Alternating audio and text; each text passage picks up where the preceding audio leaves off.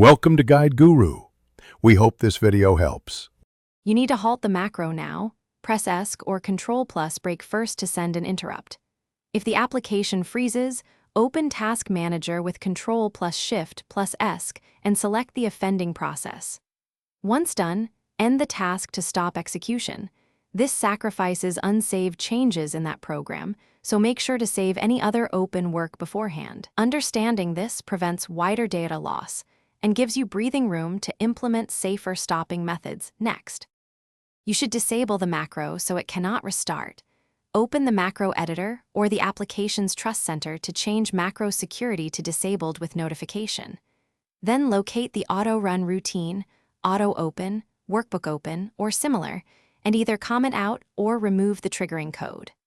Once done, rename or move any startup macro files or templates so the macro won't reload. These steps stop recurrence and let you inspect code safely without the macro executing automatically. You finish by restarting the application and opening a copy of the file to confirm the macro is inactive. If you must re-enable macros later, do so only for digitally signed or thoroughly reviewed code and keep backups. If the macro still runs or the app misbehaves, start the program in safe mode, restore a clean backup, or run an antivirus scan. These troubleshooting steps resolve lingering startup scripts or malicious persistence. Remember, backups and code reviews prevent repeat incidents. Thanks for watching. Consider subscribing if we helped you today.